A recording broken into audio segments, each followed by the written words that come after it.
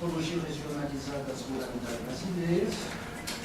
É o primeiro produto da equipe que eu coordeno, e é apoiado, mais que apoiado, pela professora Lívia Miranda, da Universidade Federal de Campina Grande, e que se compõe de 3 especialistas, um especialista em produção de mapas e organização de bancos de dados, né? Fernanda Abeleira Ramalho Soares, uma especialista em análises fatoriais e demográficas, Maria Rejane Souza de Brito Lira, e um especialista que está trabalhando a partir da enciclopédia dos municípios dos anos 50 para tentar para nos ajudar a recuperar a trajetória histórica, né? O historiador Jeremias Silva Cavalcante.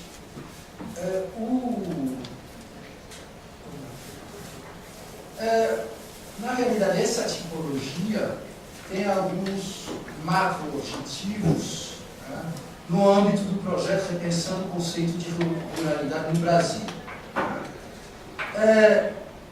Evidentemente, trata-se de ressaltar a diversidade como uma qualidade do rural brasileiro, como uma qualidade essencial do rural brasileiro, para servir de ponte entre estratégias de desenvolvimento, políticas públicas e processos sociais em curso no rural brasileiro.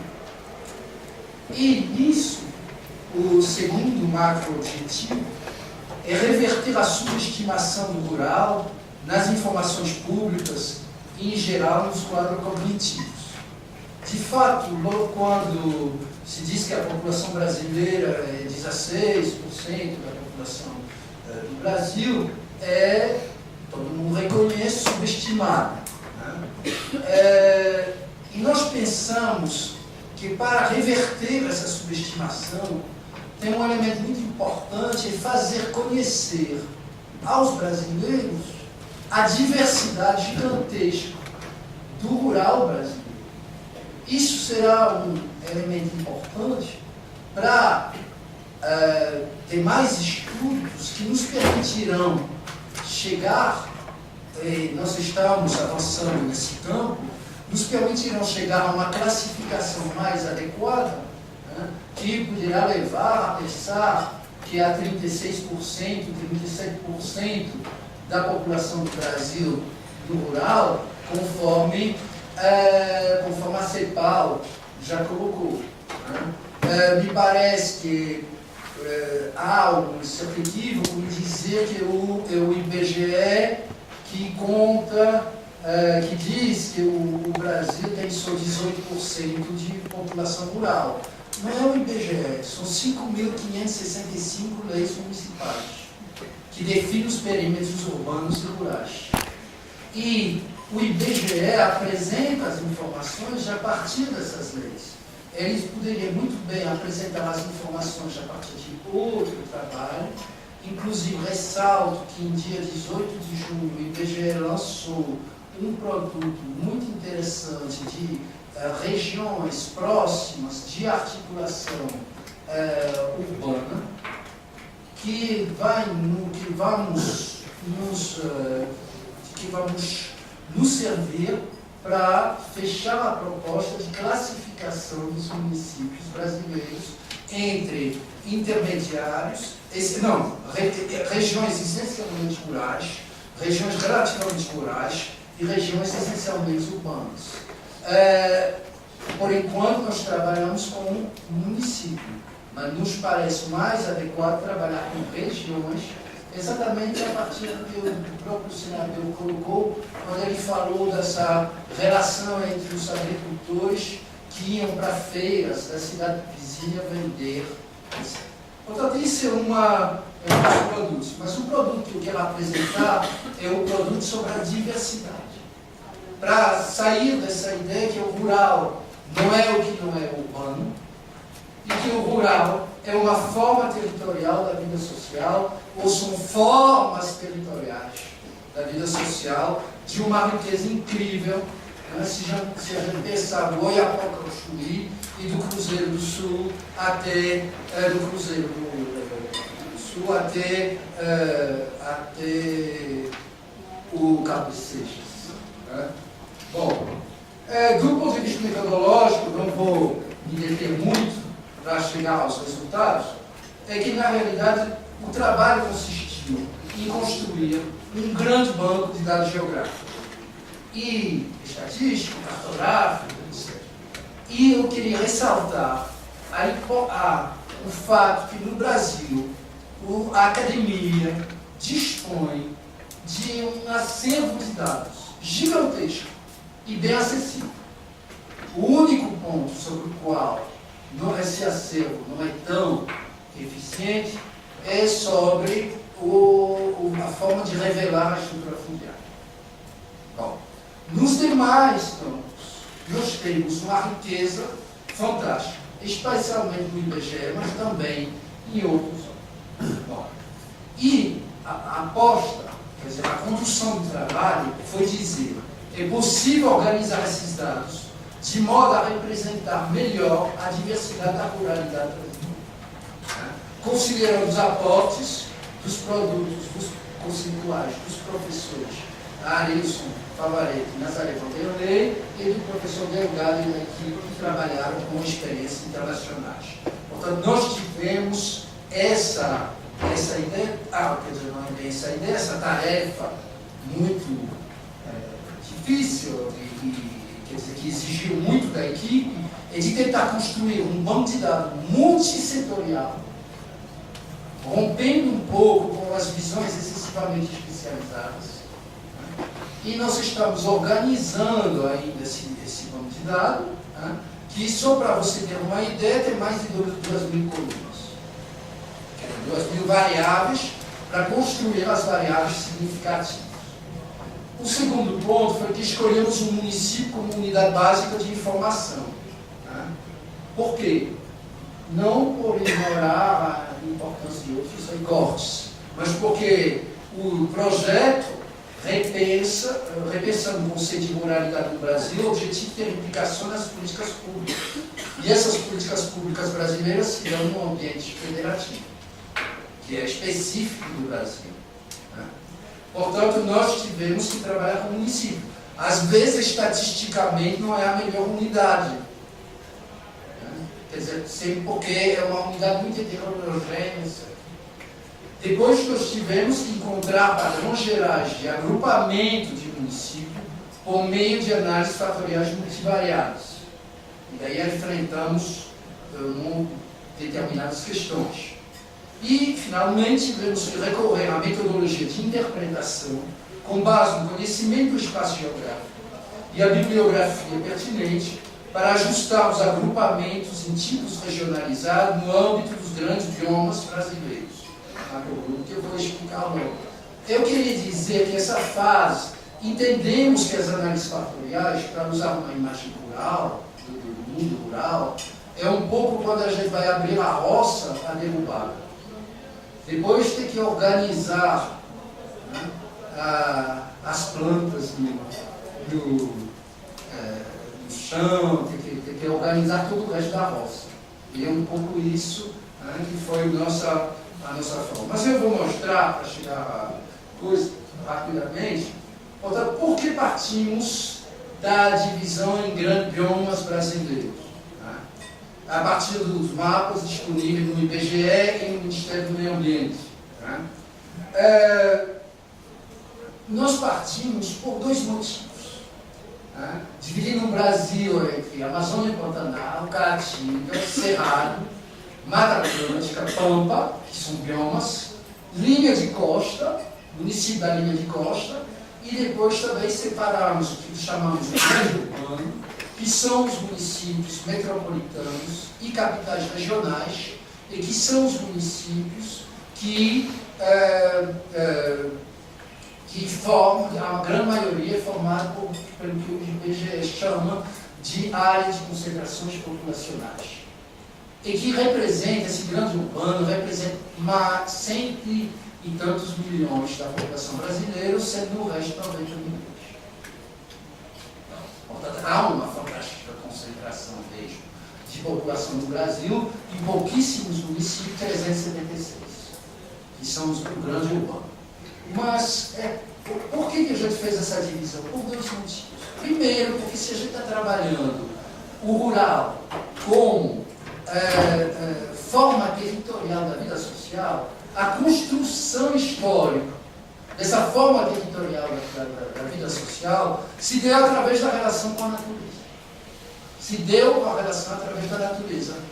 Na Mata Atlântica, no passado, mas no Cerrado, em Rondônia, na década de 70, e na Amazônia. Portanto, é através dessa relação que se constitui. Portanto, a identidade da sociedade rural, a identidade da sociedade rural tem algo diferente da sociedade urbana nesse sentido, na sua relação com a natureza. E segundo, porque ao trabalhar com um banco de dados, sabíamos que se trabalhássemos só no Brasil inteiro como uma unidade, as diversidades existentes no Cerrado e na Amazônia desapareceria estatisticamente. Porque sempre densidade estaria sempre e uniformemente naquele intervalo mais baixo das estatísticas. Menos algumas áreas de Rondônia, de fato. Menos algumas áreas de Rondônia ao longo da BR, que tem agora. Ao longo da BR. E não era o nosso objetivo. Nosso objetivo era fazer aparecer também as diferenças que existiam no Cerrado e que existiam na Amazônia. É um pouco como se você fizer um mapa da Rússia. A Sibéria vai sempre aparecer como uma porção. E as diferenças vão estar na Rússia europeia. Se você fizer um mapa do Canadá, as diferenças vão aparecer no sul. E todo o norte do Canadá vai ficar completamente como uma porção. O Brasil tem essa questão de ser um grande país e por ter áreas com níveis de povoamento muito diferenciados. Portanto, esse foi o nosso objetivo. Aí, nós trabalhamos com um banco de dados que é estruturado a partir dessas dimensões. O habitat, a densidade, a centralidade dos municípios, povoados, vilas, etc. E a cidade. A proporção da população rural, da população em áreas rurais na cidade, a densidade da população em áreas rurais, as distâncias, centralidade municipal e extramunicipal, qual é a distância que tem que percorrer, distâncias, rodovias e hidrovias. Obviamente, quando trabalha nessa escala, não descemos a distância real, calculamos a distância no mapa, para dar uma ideia das diferenças entre os diversos municípios nesse aspecto. O trabalho, a estrutura ocupacional, a estrutura fundiária, isso que não conseguimos. O que conseguimos é uma proxy, que é a quantidade de agricultores familiares, que tem a ver com o módulo rural, e o que nós conseguimos é aquela estatística do tamanho dos estabelecimentos que está presente no censo agropecuário. O resto nós avançamos, trabalho, condições de vida sociocultural, econômica e demográfica e algumas políticas presentes no campo. Portanto, o nosso banco de dados é constituído assim. Portanto, é um banco de dados multidimensional. Diferente, às vezes, dos trabalhos que geralmente tratam do rural, que tratam do rural essencialmente a partir do viés da produção. Só para mostrar metodologicamente, quando a gente colocou as variáveis para rodar numa análise fatorial estatística, no caso da Caatinga, dos municípios da Caatinga, nos deu esse resultado. Olhamos esse mapa e fomos recorrer a conhecimentos anteriores à enciclopédia dos municípios. O que nos dizia O que nos dizia os conhecimentos? Nos dizia o seguinte: até uma das grandes divisões presentes nessa área é uma divisão leste-oeste. Tem uma franja mais úmida aqui, que seriam os agrestes, e que corresponde à transição com a mata. E tem uma franja também menos seco nessa região, com a proximidade, né, do cerrado e de áreas mais úmidas. Portanto, isso é uma primeira. A segunda, os conhecimentos nos diziam o segundo eixo. Existe uma diferença norte-sul. Existe essa diferença norte-sul. Ao sul, sempre predominou uma densidade mais baixa, o gado, as grandes fazendas de gado associadas ao cultivo. E ao norte, até os anos 1980, predominava um sistema muito importante, que era o sistema do consórcio entre a criação e o algodão, o gado e o algodão. Só que em 1980 o algodão desapareceu. E aí nós vamos ler progressivamente, portanto, esse é o contexto. E aí surgiram, na mesma época, a partir da mesma época, grandes operações de irrigação em algumas áreas. Portanto, nós tivemos, a partir dessa coisa, nós construímos esse mapa de tipo, que é o quê? Que é o tipo 1, é claramente o tipo do agreste, com maior densidade, muita gente já não trabalha essencialmente na agricultura, muita pluriatividade em algumas regiões, mas ao mesmo tempo uma densidade rural elevada. É o agreste. O segundo tipo é esse tipo correspondendo à densidade mais baixa, um ciclo mais extenso, a associação do cultivo e quer dizer, uma sociedade rural que tem as suas raízes na sociedade do gado e do cultivo. E essa região 4 é a região mais seca. É a região mais seca, é o tipo mais seco, e que, pelo que nós podemos pensar a partir dos dados, não encontrou saída após a crise do algodão. E é uma região interessante, quer dizer, no sentido que do rural, da atividade agrícola, se tira muito pouca renda. E aí, essa região é exatamente a região de pequenos municípios rurais, que vamos dizer muito menor, muitas vezes, que 20 mil habitantes, mas que não tira os seus recursos da atividade agrícola. Nós produzimos um mapa com a isometria, que são as altitudes, tem outros mapas que a gente está produzindo a partir do clima, de outras questões, para representar esses tipos. E aqui o mapa do Brasil. Propósito de tipologia regionalizada. Eu não escondi o sul, vou mostrar depois. Né? São 26 tipos.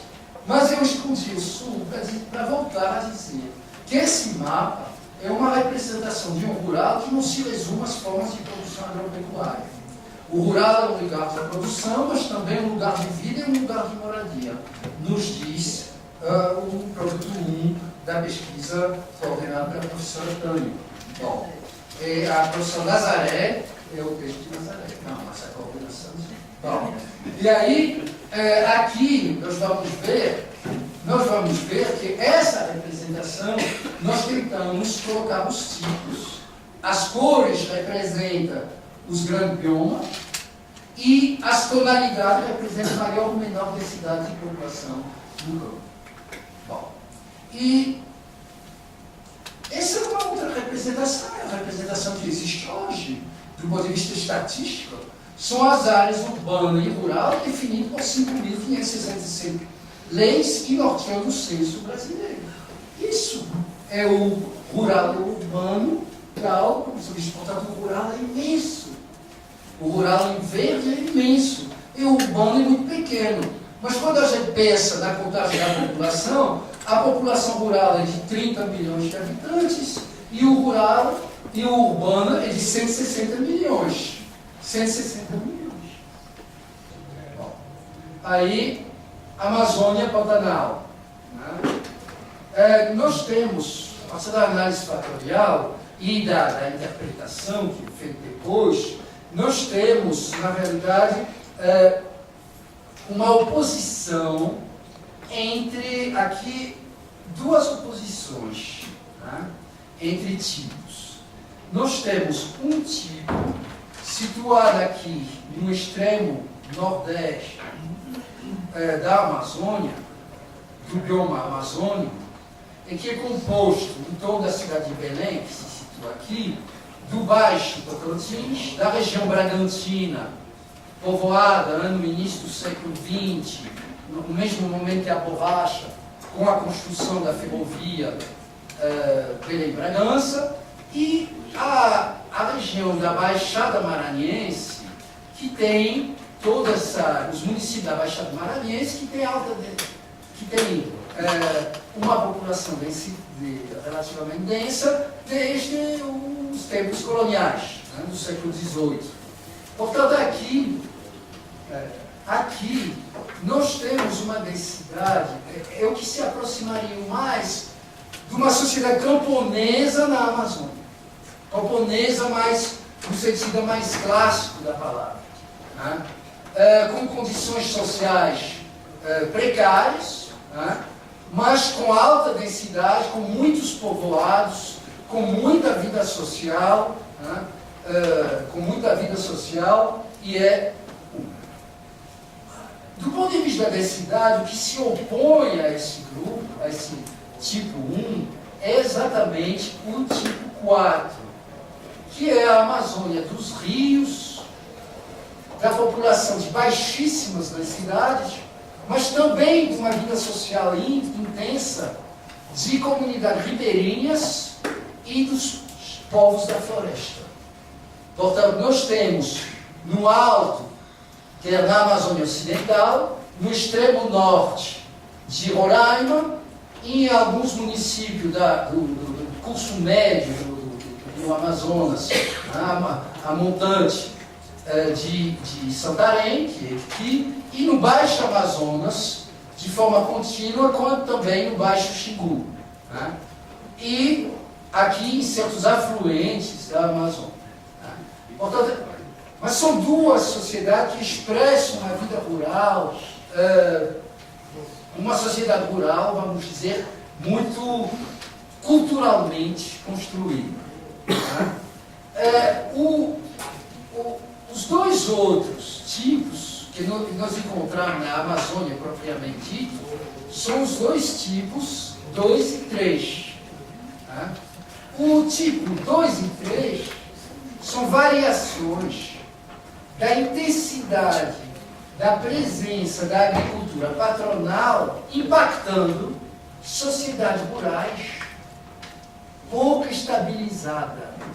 Quer dizer, que não tem a força dessas duas que a gente vem pensar, que foram formadas em grande parte por migrantes, que nunca tiveram acesso muito regularizado à terra, etc, etc. O 2, o que está aqui, o 2, a Amazônia Pantanal 2, são exatamente ao longo dos eixos, o norte de Mato Grosso, ao longo dos eixos da Cuiabá-Santarém, né? Na região de Marabá, Paraupebas, em torno de Carajás, né? Portanto, e também na região de Açailândia, de Paragominas, ao longo da Belém Brasil, ao longo da Pará 111, pelo que eu me lembro, via Tailândia, né? Quer dizer, onde foi construída a barragem de Tucuruí, são as sociedades rurais frágeis, os agricultores, as famílias rurais frágeis, tradicionalmente chamadas de lavradores, né? E impactados fortemente, seja pelas grandes obras, seja pelos novos empreendimentos do agronegócio. E o 2, o trecho, tipo 3, que está em amarelo, aí é uma versão menos radical desse mesmo modelo. Onde, na realidade, você tem sociedade de pequenos agricultores que conseguiram se organizar mais, como, por exemplo, em Rondônia, em torno de cidade, etc., etc., e existe sim o impacto da grande agricultura, dos grandes empreendimentos, mas não são tão radicais quanto ocorre no setor 2. E, finalmente, o Pantanal, os municípios da parte sul do Pantanal, expressa uma característica muito própria, né? É um último tipo da Amazônia, expressa um último tipo que é caracterizado pelas baixíssimas densidades rurais e a tendência ao agrupamento na cidade, mas não só. É que porque o IBGE, a partir de 91, não é o IBGE, as leis municipais introduziram a dimensão de áreas urbanas isoladas, que não são nem vila, nem cidade, nem sede. E essas áreas urbanas isoladas, que também encontramos muito nos municípios costeiros, para dar conta da situação de áreas balneares, como por exemplo Porto de Galinha e Pojuca, foram muito usados nos municípios pantaneiros. Esses 5 municípios pantaneiros têm uma quantidade enorme de áreas urbanas isoladas, de forma que só fica para a população rural a população que está nas fazendas. É uma coisa interessante desse ponto de vista. Um detalhe, mas acho que também é um detalhe. O cerrado, para terminar. No cerrado, nós identificamos 5 tipos regionalizados. O tipo 1 é o Cerrado Paulista. É a região de Ribeirão Preto, etc. Que é da agricultura industrial, muita gente nas cidades, etc. E uma agricultura muito próspera do ponto de vista da sua importância econômica. E que tem uma parte também do Triângulo Mineiro, etc., etc., que a gente encontra aqui nesse tipo 1. O tipo 2 o tipo 3, que é esse arco aqui, que vai de Montes Claros, Belo Horizonte e passa por Brasília, Brasília, Goiânia, subindo pela Belém-Brasília, indo um pouco para oeste, em direção a Goiás, etc. E uma parte também do Triângulo Mineiro, e uma agricultura, é uma sociedade rural, é uma ruralidade que vive muito da atividade agrícola, em fazendas médias e pequenas, e que expressa uma área de uma ruralidade bem sucedida nos modos dos farmers americanos, vamos dizer, norte-americanos. Né? Agora, as demais grupos, além os demais tipos, 1 e 3, o tipo 2 é situado aonde? O tipo 2 vai um pouco ao norte de Montes Claros e segue pelo Rio São Francisco, na Bahia, na parte ocidental do Rio São Francisco, na Bahia, nos municípios mais próximos do Rio São Francisco, da velha ocupação das várzeas do São Francisco. E também encontramos ele um pouco numa parte extremo sul do Piauí, alguns municípios mais tradicionais do sul do Piauí. E esse mesmo grupo se apresenta também, esse mesmo tipo, se apresenta aqui no Maranhão e no extremo norte do Tocantins, ao norte, na região noroeste do Maranhão. E aí nós temos aqui 2 sociedades rurais uma daqueles agricultores de vazante, da região do São Francisco, com uma certa densidade de população, evidentemente bem menor que naquelas regiões já falava, né? Mas que tem uma fragilidade por dois motivos. De um lado, pode avançar quer dizer, como eles se relacionam com a modernização da agricultura, e do outro, eles estão na margem do semiárido. Aqui, no norte do Maranhão, no noroeste do Maranhão, nós temos também uma sociedade relativamente, com densidade rural relativamente elevadas para o Cerrado, mas de uma população que nunca teve uma relação muito sólida com a posse da terra, que depende muito de normas jurídicas tradicionais de acesso às árvores para viver, babaçu, carnaúba, aqui é a mata de cocais, o cerrado já cheio de palmeiras, o cerrado de palmeiras, não é o cerrado mais ao sul daqui de Brasília, é o cerrado de palmeiras. E a população dali vive muito, tem formas tradicionais de viver com essas palmeiras. E evidentemente ela está hoje impactada pela chegada de aqui a chegada é mais da soja, aqui a chegada é mais do eucalipto. Bom, e finalmente, esses dois cerrados, o Cerrado 4, isto é, o extremo norte de Goiás, Tocantins, sul do Maranhão, sudoeste do Piauí, Tebaus, etc., sudoeste do Piauí, aí é uma densidade muito baixa, são antigas fazendas de gado, que foram transformadas uma parte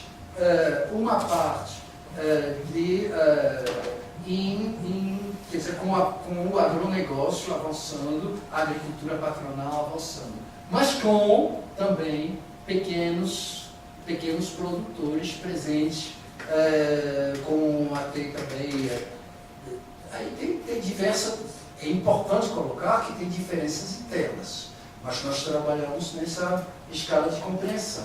E finalmente, esse grupo 5, que é o sudoeste de Goiás, o Mato Grosso do Sul, menos o Pantanal, e uma boa parte do Mato Grosso, ali as grandes propriedades, uma sociedade rural com pouca gente no campo, a uma agricultura extremamente moderna, né? Com, por exemplo, uma participação importantíssima no valor agregado à agropecuária da economia. Portanto, eu já falei muito, não vou falar, mas fizemos isso para todos os macrogrupos brasileiros. E, por exemplo, só para mostrar, a demografia, né, ela mostra, as pirâmides etárias, elas mostram como esses tipos são diferenciados. Né? Bom, ela mostra como esses tipos diferenciados.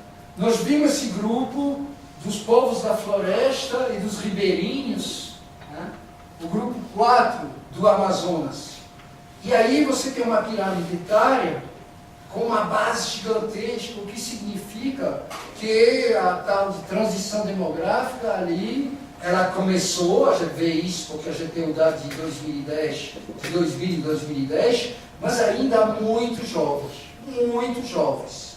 Que condições esses jovens encontram para receber um ensino bom, né? Exatamente a área do Brasil que proporcionalmente tem os mais jovens. Bom, nesse tipo 4. O tipo 2 da Amazônia, muito impactado pelas grandes obras e o agronegócio, já tem claramente aqui, nessas idades de atividade, 30 a 34 anos, 30, 25, 30, você pode observar duas coisas. A pirâmide mais cheia, que são os imigrantes que chegam, e se a gente entrar no detalhe, a gente vai constatar uma razão de sexo muito desequilibrada, às vezes, a favor dos homens. Tá? No caso do Cerrado, o tipo 7, aquele do oeste do Maranhão e daquela região são franciscana, propriamente são franciscana da Bahia, a leste das grandes empreendimentos de soja de Barreiros, de Luiz Eduardo, de Magalhães, aí nós temos uma pirâmide etária que obviamente não se parece com essa da Amazônia, mas que tem mais a ver com essa do que com... que tem mais a ver, é uma região onde ainda você tem, quer dizer, uma população jovem de 13 a 14 anos muito importante. Agora, no tipo 10, que é esse rural esvaziado, do oeste, sudoeste de Goiás, Mato Grosso do Sul e Mato Grosso do rural esvaziado de população, não de economia. Aí nós temos uma pirâmide que vai mostrar esse tipo de comportamento, com a chegada de trabalhadores, etc., que vão se localizar nas cidades. Só para terminar, para mostrar o que temos no banco de dados, e eu estou achando interessante ter selecionado esse dado que se refere à instrução. A instrução a partir do IBGE, a partir dos dados disponíveis no IBGE, como se distribuem os tipos do ponto de vista do acesso ao ensino médio. Nós colocamos aqui o percentual de pessoas residentes em zona rural, não é a zona urbana, mas nós temos a zona urbana, com nível de instrução médio completo,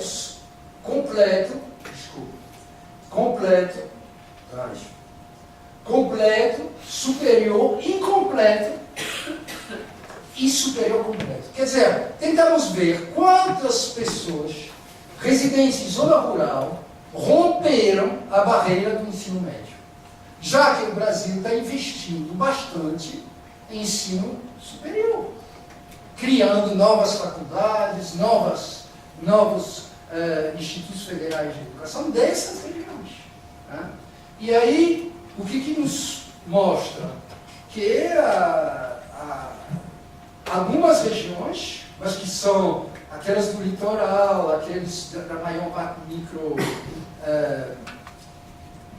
como se chama, poliatividade, como, por exemplo, aqui no oeste de Santa Catarina, você tem o oeste de Santa Catarina, o oeste do Paraná, atrás acima, vamos dizer, do Rio de Janeiro. Aí tem, e evidentemente, o Cerrado 6, isto é, aquela região de Ribeirão Preto, e também a Mata Atlântica aqui, a Mata Atlântica mais da agricultura concentrada, das grandes plantações, etc., de uma parte do Mato Grosso do Sul e do oeste do estado de São Paulo. E, evidentemente, as grandes cidades, o macrogrupo da grande cidade. E nós temos situação muito precária, por exemplo, no agreste da mata, no agreste da Caatinga, se eu posso dizer assim, do macrogrupo Caatinga. Isso tem a ver com falta de oferta ou com uma demanda que está sendo, por exemplo, perturbada pela quantidade de possibilidade de outros trabalhos que tem os jovens, que aí preferem se empregar, por exemplo, na atividade de confecção do que estudar, etc, etc. Quer dizer, são questões a ser abordadas. Pronto, são dados que eu queria apresentar só para pensar essas condições de vida e só para um último, que é o último slide, eu acho, é dizer o que a gente vai fazer, os próximos passos, é completar a caracterização dos tipos a partir do nosso plano de dados, debates e contribuições em oficinas de validação e também avançar naquela proposta de classificação do rural e do urbano mais global, para poder chegar a dizer que o IBGE, a fazer uma proposta ao IBGE, de apresentar os dados censitários a partir também de uma outra grade de leitura. Não precisa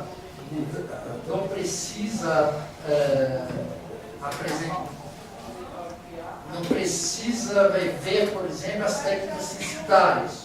O que precisa é rever como se deve apresentar o resultado do censo, de forma a permitir dar ao rural o seu peso ideal, o seu peso mais verdadeiro, porque é no rural que está a diversidade da sociedade brasileira. É mais no rural em todo o campo. E aí, é por isso que precisa que o rural apareça com mais força. É isso, eu agradeço a paciência. Cabe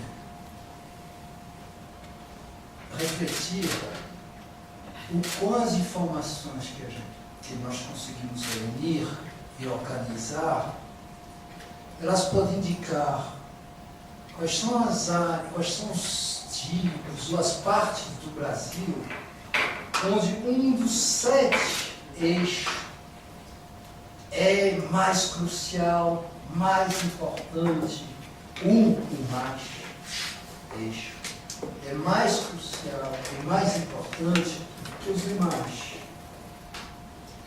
Exatamente porque a diversidade do território, a partir a diversidade da construção histórica da sociedade, que é a diversidade do território, faz com que alguns dos tipos que nós tentamos apresentar, uma das questões, ou mais que uma das questões, é muito mais crucial, talvez que alguma outra que vai ser crucial no outro tipo.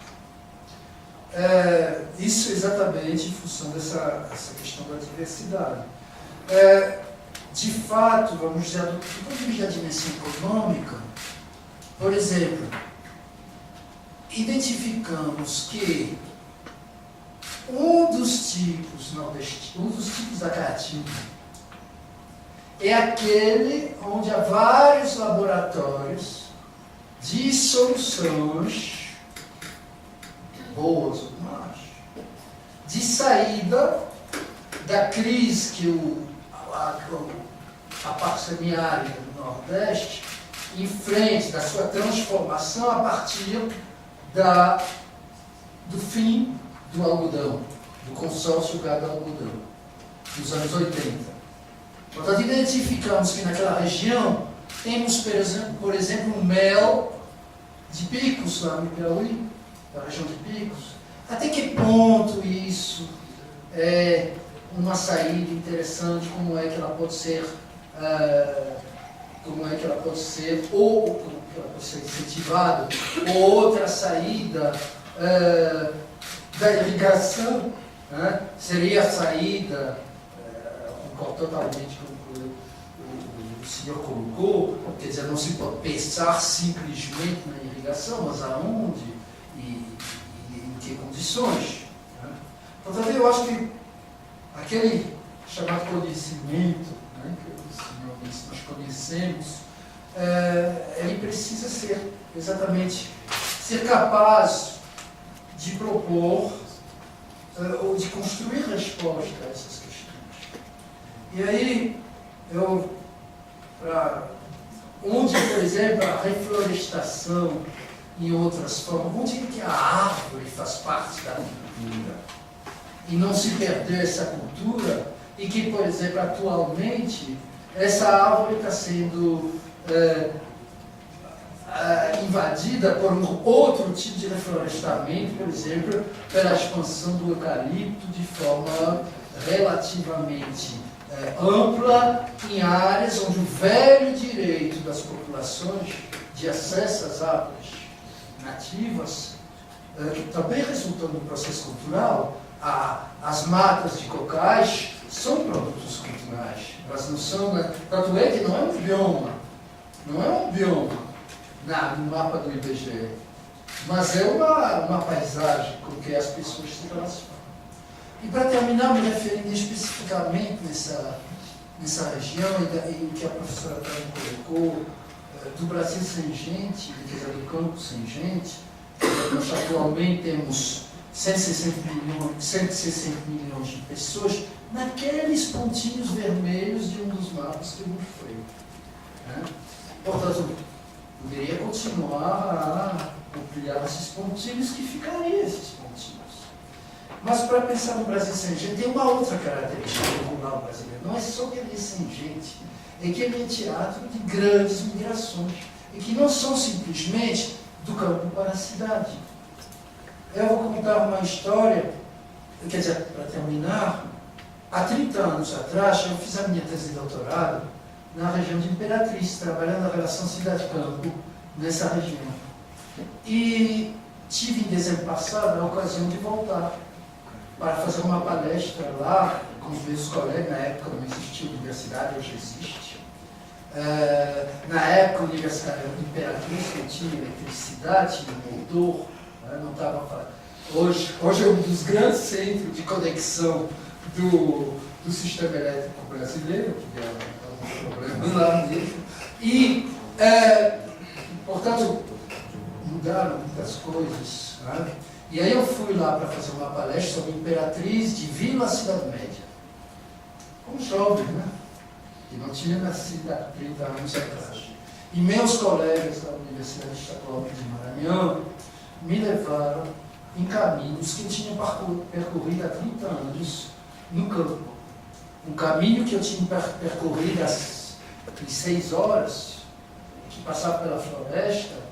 Hoje eu percorri, quer dizer, em dezembro passado, percorri em 1h30, passando por uma estrada asfaltada, no meio das áreas de campos abertos, ou também de eucalipto, e com a linha elétrica, tanto de alta tensão como de baixa tensão. A linha elétrica de alta tensão estava sendo construída na época. E aí, peguei o mapa que eu tinha construído há 30 anos, a partir dos dados da CICAM, tentando reconstituir onde estavam os lugares habitados, na época, e, seguindo o carro, passamos, e eu disse, agora deve chegar a Santa Rita, um povoado na época. E passamos e não vimos Santa Rita. Aí, a colega parou, um senhor, mais ou menos da minha idade, falou, não, já passamos. Aí eu perguntei, mas não era maior? Não, mas de fato, mas ficou, todo mundo foi saindo porque as roças ficaram muito distantes. E esse processo eu tinha começado a estudar naquela época. Naquela época, esses trabalhadores saíam para onde? Para Serra Pelada, saíam para Tucuruí, saíam para as obras que começaram depois de Carajás, da estrada de ferro. E aí, o arremate foi o seguinte: o senhor me disse, o lavrador me disse, os últimos saíram para Belo Monte. Isso, para mim, expressou como se a sociedade brasileira não fosse capaz de pensar o rural na sua diversidade, na sua realidade, para gerar um lugar de vida para essas pessoas. Ele vivia bem, certamente andava de bicicleta, numa estrada asfaltada, tinha eletricidade,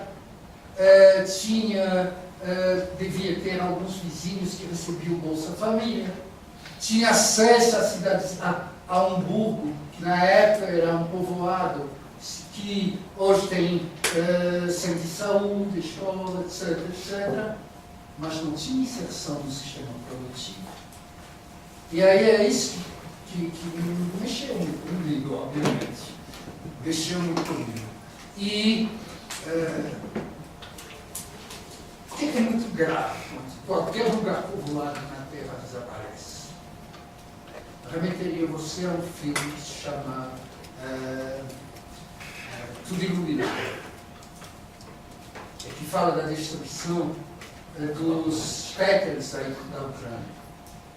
Para mim, Santa Rita, naquele momento, foi como os Péteres da Ucrânia. Mesmo se, obviamente, não tem essa característica dramática, tão dramática quanto da história do totalitarismo. Como o Brasil não é uma sociedade totalitária, como o Brasil é uma sociedade democrática, o Brasil merece responder a essas questões. É isso que eu digo.